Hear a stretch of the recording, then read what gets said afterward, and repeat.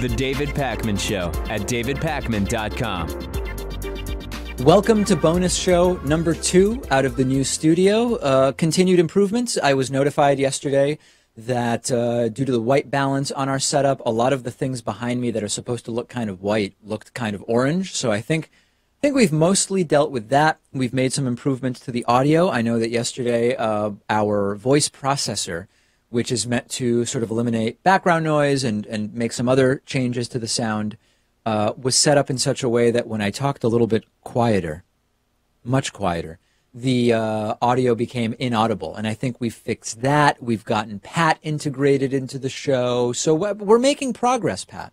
Yeah, I mean, your set yesterday did have quite a few elements of orange. I thought we were going to completely change over the color scheme. The show colors would be completely different. And now we have me in the control room, so I think we're going to have to make some adjustments for sure, both to your set and to mine. I know I look a little dark here. I want to make sure that the shot matches my sunny disposition over in the control room, so I think we should maybe get some better lighting, brighten it up. There are quite a few changes we have to make. There is also a white balance issue. If you put up the split screen, this split screen makes me look even whiter because of just the lighting, and Pat's skin tone is not actually that drastically different from mine, but it certainly looks like it with this particular setup. But we're gonna continue improving. It is, I predict that it could be anywhere from 10 to 14 days of sort of iterating and making small adjustments. But I think overall, the sound isolation that we are experiencing is very, very important, and both from the audience perspective, but also for our own mental health, I think we would say. And I don't know, what else is there, Pat, that are sort of like the big fish to fry at this point? Well, I guess if we want to make any changes to your set, how it looks here, do we want to change the screensaver type thing that we have behind you? Maybe upgrade that? Do we want to incorporate the images that we have related to the stories? Like the last studio, we had that giant TV screen that had an image relating to the story. Do we want to do something like that with a new place? It would probably have to be digitally imposed over your shot. So that's something to think about. As far as my set here goes in the control room, maybe a curtain to block out some of the windows behind me. What do we want to do with the computers? Do we want to have a TV over here? There's a lot that we can do, but it's going to be a long process. I took a look at some of the video clips from the early days of the last studio, drastically different from what we had last week. So it's going to be a big transition, I think, a lot longer than the 10 to 14 days that you estimated. Oh, boy. Great. Well, that's something to look forward to. Let's talk about some news stories before we have to delve too much into the 4-month process that's about to ensue. So the good news is that the Red Sox did win the World Series. I didn't even have a chance to talk about it yesterday because it was day 1 at the new studio and very, very chaotic. But the Red Sox defeated the Los Angeles Dodgers in the World Series. Very, very exciting. Although less exciting than when the Red Sox broke the so-called curse about 14 years ago at this point. And one of the interesting kind of business stories surrounding this, Pat, is that the Dodgers-Red Sox World Series was not the cash cow that some anticipated. It was 2 teams with very long histories, very large media markets, the Boston metro area and the Los Angeles metro area, but the ratings were not that great. It was the 4th fewest viewers of any World Series opener on record for Game 1. And part of this is, you know, in 2016 you had the Cubs after not winning for who knows how long. I don't even know how long it had been for the Cubs. Over 100 years. So there was not as, over 100 years, there was not as much of a sort of dramatic story along with this year's World Series, but still there was the expectation that the ratings would be significantly better. I think part of it is the games are so late and long. Oh, well, you know what I think it is? The Red Sox were just such a dominant team that everyone knew that the Red Sox were going to win it all. I mean, the Sox won 108 games versus the Dodgers, who only won a measly 93. People just thought that they don't even have to tune into it because it was a foregone conclusion that the Red Sox would win. That's my theory. I think my bias could be showing as a longtime Sox fan, but I don't think so. I think that's actually the reason. I think it's a factor. I think it's that when you looked at the statistics, even in the postseason leading up to the start of the World Series, the Red Sox were very, very clearly the better team, and a lot of people not making the very conservative prediction that it would be Sox in 5, and indeed that is what it was. I remember when I was in college when the Red Sox broke the curse, and one of my professors said something that I completely agree with in retrospect, which was he was a Red Sox fan. Everybody was hoping the Red Sox would win. It would be very exciting in the moment when the Red Sox won, but that something would be lost. There would be something lost if the Red Sox were to win and stop this so-called curse, which is really just a dry spell in terms of winning World Series, and that in the future it wouldn't be quite the same. And I think there's no doubt that that has happened. Once the Red Sox did win in, was it 03 or 04? Now I don't remember. 2004. It became 2004.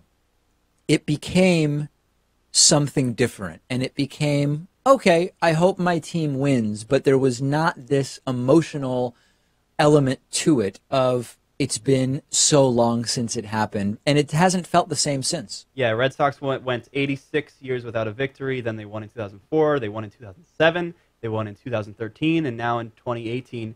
And maybe we're just getting to a point where we're tired of winning. Trump warned about this when he took office, that there would just be so much winning, we would have to put a stop to it. And I think that's what we're seeing now. I know also that the audience doesn't care too much about sports, or at least doesn't like us talking too much about sports, but I think this is just one of those instances where they have to suffer through it, because we're Boston people, and we're going to have to talk about the World Series when the Red Sox win. It's just how it happens. Yeah, come on. Listen, I promise we'll only talk about the Red Sox winning the World Series at most once a year. We won't do it more than that.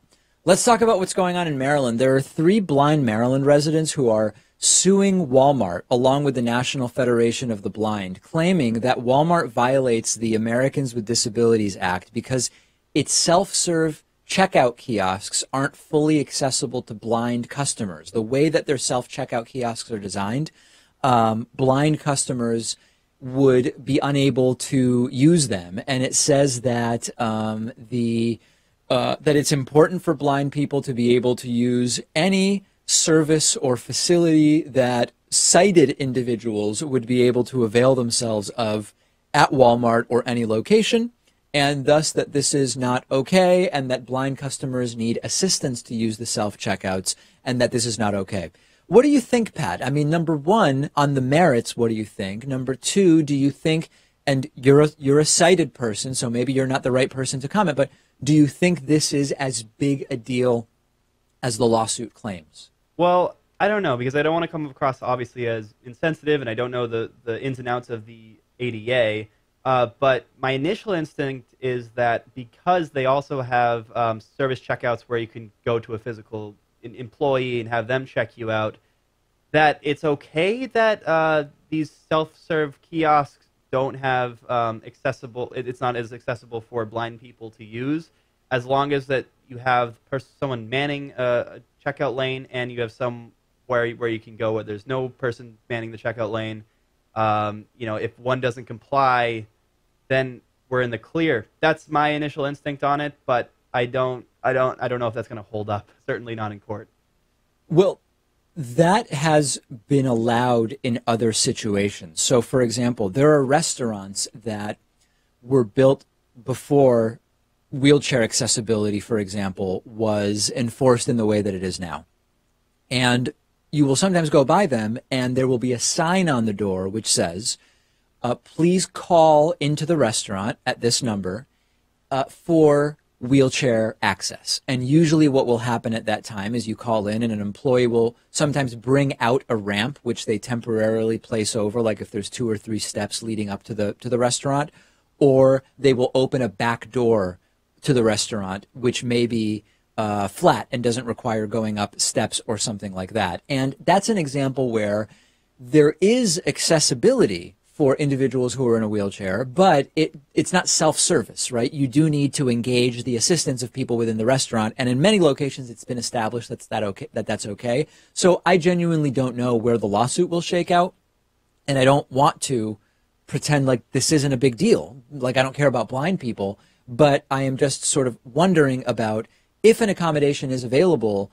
how far do we need to go in going further in this case, as you're suggesting, Pat, that the self-checkouts should also be just as usable for someone who is blind. And the truth is, I think eventually self-checkouts are relatively new in terms of how widespread they now are. I assume eventually they will be completely blind usable. I think so. Once they become completely ubiquitous, they will be more blind accessible. And this story actually stems from a blind couple shopping at a Walmart. And they went to use a self-service checkout and apparently needed help at one point or another to insert their debit card. And a Walmart employee came over, put in the card for them, and unbeknownst to the blind couple, put in $40 for cash back that he apparently pocketed. So the couple was charged, instead of the $80 that the order would normally come to, $120. Later, they found out the discrepancy. I don't know if the employee has been fired yet. I would imagine he is, and obviously should be.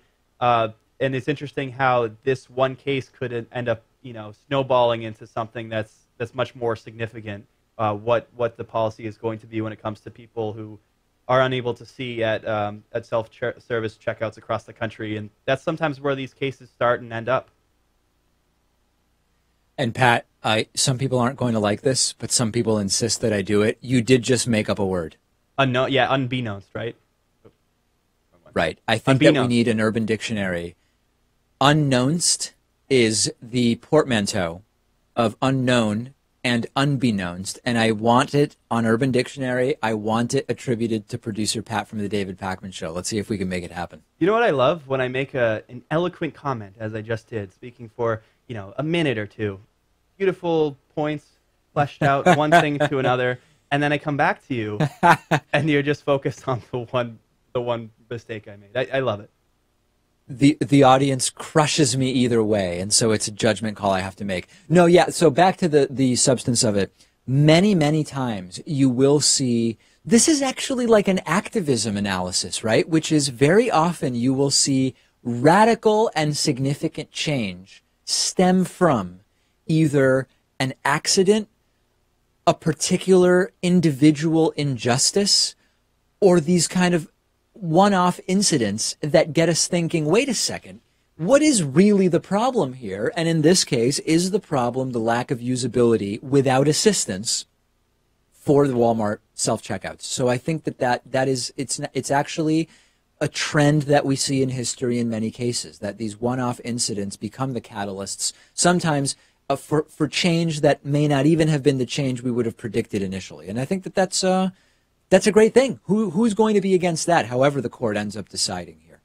Thank you for joining us. That is it for today's bonus show. We will keep improving. We are glad to be in the new studio, but there is still a hill to climb, as the kids say these days. The David Pakman Show at davidpakman.com.